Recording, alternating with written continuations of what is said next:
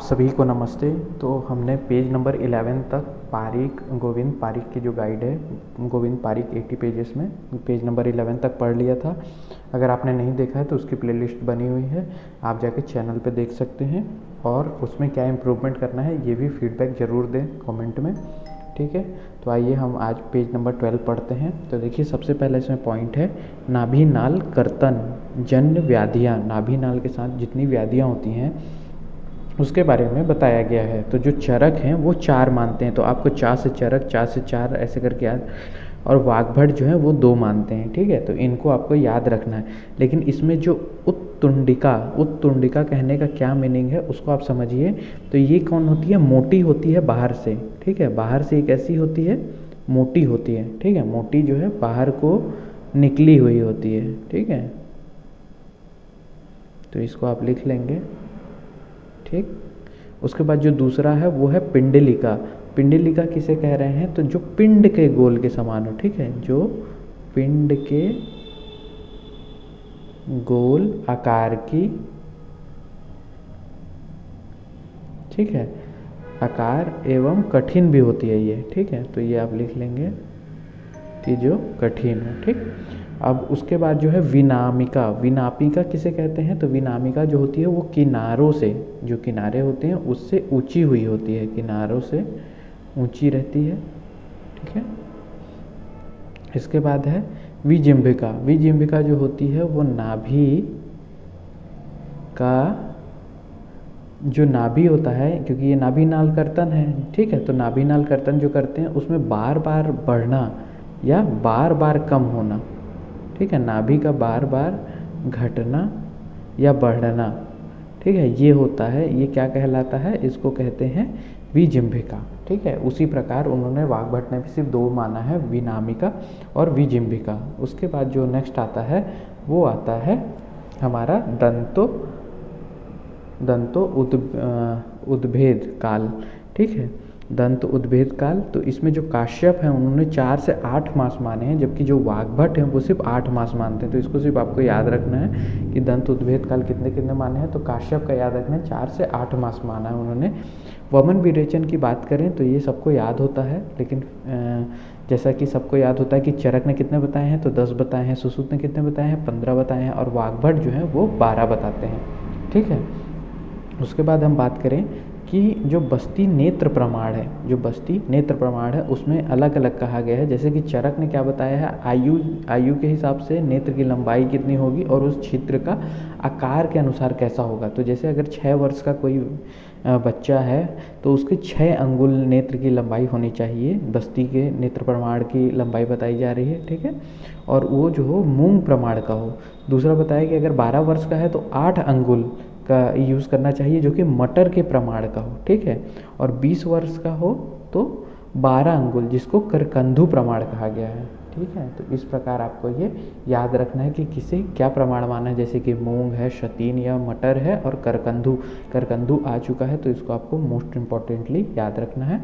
इसके बाद जो सुश्रुत हैं उन्होंने थोड़ा सा इसमें अलग बताया है। थोड़ा सा अलग क्या बता दिया है? उन्होंने कुछ चीज़ें जोड़ दी हैं। जोड़ क्या दी? उन्होंने 1 वर्ष के बता दिया। 1 वर्ष में 6 अंगुल लेंगे, जो कि कनिष्ठ की मोटाई होगी, ठीक है। अगर आप इसे याद नहीं भी रखें, इसको मोटाई को, तो भी ठीक है, लेकिन आपको छिद्र प्रमाण याद रखना चाहिए क्योंकि ये पूछा गया है। तो ये मूंग तुल्य, उन्होंने भी मूंग तुल्य बताया। यहाँ पे उन्होंने 6 वर्ष के लिए बोला, यहाँ पे उन्होंने 1 वर्ष के लिए बोला सुश्रुत ने। 8 वर्ष में 8 अंगुल, ठीक है, जिसमें कि उड़द तुल्य और अनामिका की मोटाई होनी चाहिए, ठीक है।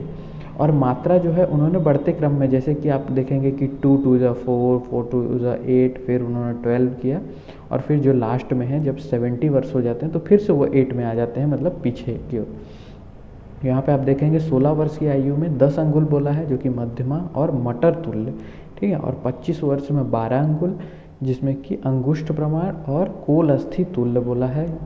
और यहाँ पे जब 70 वर्ष होगा तो सेम जैसा कि 16 वर्ष में था वैसा ही आ जाएगा। जैसे कि लंबाई तो 12 अंगुल ही रहेगी, अंगुष्ठ प्रमाण ही रहेगा, लेकिन यहाँ पे आप देखेंगे कि 8 प्रसरित जो मात्रा देंगे वो 8 प्रसरित देंगे मात्रा में। तो मात्रा आपको यहाँ पे याद रखनी है कि 70 वर्ष के बाद कितनी दी जाती है, तो जितनी 16 वर्ष में दी जा रही थी उतनी ही 8 प्रसरित दी जा रही है, ठीक है।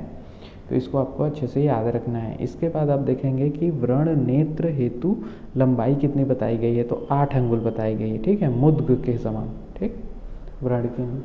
उसके बाद जो है वाग्भट ने भी थोड़ा सा इसमें थोड़ा चेंजेस किया, जैसे कि उन्होंने बताया कि 1 वर्ष से कम, अभी तक 1 वर्ष के लिए 6 अंगुल बता रहे सुश्रुत, इन्होंने बोला 5 अंगुल, ठीक है। तो आपको याद रखना कि 1 वर्ष से कम में 5 अंगुल बता दिया, 1 से 6 वर्ष में 6 अंगुल बताया, उसके बाद 7 वर्ष में 7 अंगुल और 12 वर्ष में 8 अंगुल प्रमाण बता दिए, ठीक है। 16 वर्ष में इन्होंने क्या किया, 9 अंगुल प्रमाण बताया है, ठीक है। तो यहाँ पे आप 9 अंगुल लिख लेंगे। उसके बाद जो है 20 वर्ष में जो है 12 अंगुल प्रमाण बता दिया इन्होंने, ठीक है। तो इन्होंने बस थोड़ा थोड़ा इसमें मैनेज किया है, बाकी माना उन्हीं के हिसाब से है, ठीक। इसके बाद आप देखेंगे कि नाम और दोष के हिसाब से, ठीक है। तो यहाँ पे जो है चरक जो है, चरक कहाँ पे बताते हैं, इसका विस्तृत वर्णन हमें कहाँ मिलता है, तो जब आप चरक, ठीक है, सिद्धि स्थान पढ़ेंगे तो उसमें आपको 5वें चैप्टर के 4 से लेके 8 तक में आपको ये मिलेगा, ठीक है। जबकि आप जब सुश्रुत पढ़ेंगे सुश्रुत चिकित्सा में तो आपको ये कहाँ पे मिलेगा, 35/31 में आपको ये मिलेगा, ठीक है। तो इन्होंने देखेंगे आपकी नेत्र दोष कितने बताए, बस्ती नेत्र दोष 8 बताए, जबकि सुश्रुत ने 11 बताए। उसके बाद बस्ती पुटक दोष कितना बताए, 8 ही बताए हैं, इन्होंने 5 बताए हैं, ठीक है।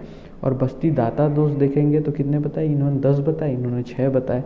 बस्ती दोष जो है 12 बताए, जबकि सुश्रुत ने नहीं बताया है। तो याद रखिएगा कि बस्ती दोष किसने नहीं बताया है, तो सुश्रुत ने नहीं बताया है, ठीक है। तो इसको आपको याद रखना चाहिए, ठीक है, कि बस्ती दोष किसने नहीं बताया है। फिर इसके बाद जो है थोड़ा सा हम यहाँ पे और भी कुछ चीज़ों को याद रखेंगे बस्ती दोषों के हिसाब से, जैसे कि शिथिल बंध, ठीक है, शिथिल बंध, शिथिल बंध की अगर बात करें तो ये जो है ये बस्ती दोष है, ठीक है। इसे किसने माना है, बस्ती दोष, इसे माना है सुश्रुत ने। तो आपको ये याद रखना है कि सुश्रुत ने जो है किसे माना है, शिथिल बंध को, ठीक है। ये पूछा भी गया है, जबकि शिथिल बंध की जगह ये जो बस्ती दोष है शिथिल बंध माना सुश्रुत ने, ठीक है। साथ में शिथिल बंध को चरक ने क्या कहा, बस्ती नेत्र दोष के अंतर्गत रखा गया, ठीक है। इसने तो बस्ती दोष कहा है इसको सुश्रुत ने, लेकिन इन्होंने बस्ती नेत्र दोष के अंतर्गत रखा है इसे, किसने, चरक ने। तो इसको भी आप लिख के रखेंगे। उसके बाद जो है उत्लुप्त, ठीक है, उत्लुप्त करके माना है, ये जो है बस्ती दाता दोष माना है, ठीक है। चरक ने माना है इसको बस्ती दाता दोष में, ठीक है। तो नाम दिया है इसको, आपको याद रखना है कि चरक ने क्या माना है, उत्लुप्त को, ठीक है। उसके बाद एक माना है गुद पीड़ा, ठीक है, गुद पीड़ा, ठीक है। ये क्या है, तो बस्ती नेत्र दोष कहा गया है इसको, क्या कहा गया है, बस्ती नेत्र दोष के अंतर्गत आता है, ठीक है, जो कि पार्श्व के छिद्र के वजह से, पार्श्व छिद्रवश, ठीक, के कारण होती है, के कारण होती है, ठीक है। इसको आप देख लेंगे। इसके बाद जो है हमारा नेक्स्ट जो आता है वो है सुश्रुत मत अनुसार कुल बस्ती दोष कितना बताया गया, तो 76, टोटल कितने हो जाते हैं इनके, 76 हो जाते हैं, ठीक है। ये बहुत इंपॉर्टेंट है, इसको आपको याद रखना है कि सुश्रुत ने टोटल कितने बस्ती दोष बताए, 76 बताए, ठीक है। उसके बाद जो है वैध, ठीक है, वैध निमित्त उपद्रव कितने बताए हैं उसमें, तो 44 जो होते हैं वो वैध निमित्त उपद्रव बताए गए हैं, ठीक है। तो इसको भी आपको अच्छे से याद रखना है। आतुर निमित्त उपद्रव कितने होते हैं, 15 होते हैं, ठीक है। इसको भी आपको अच्छे से याद रखना है। उसके बाद है वैध निमित्त उपद्रव, ठीक है, यहाँ पे था, ठीक, वैध निमित्त, यहाँ पे से वैध निमित्त उपद्रव यहाँ पे 9 बताए गए हैं, ठीक है।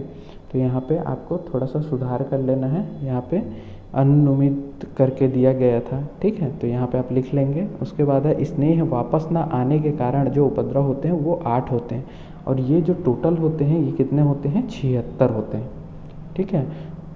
तो ये आपको कर लेना है, ठीक है। तो इसकी ज़्यादा वैसे यहाँ से तो ज़्यादा क्वेश्चन नहीं पूछे गए हैं, लेकिन फिर भी आपको एक ध्यान में रखना है मोटा मोटा कि जो सुश्रुत ने कुल दोष कितने बताए, तो 76 बताए हैं, ठीक है। और उसमें भी आपको याद रखना है कि स्नेह से वापस आने वाले कितने दोष होते हैं, तो 8 दोष होते हैं, ठीक है। तो ये जो है ये बहुत इंपॉर्टेंट है कि 76 होते हैं, ठीक है, उसके अंदर का भी आप याद रख सकते हैं। ठीक है, और इसको तो ज़रूर याद रखें क्योंकि ये सब चीज़ें क्वेश्चन बन चुका है, उत्लिप्त, गुद पीड़ा, शिथिल बंध। ठीक है, तो हमारा जो है पेज नंबर 12 कंप्लीट होता है। मिलते हैं नेक्स्ट वीडियो में। Thank you.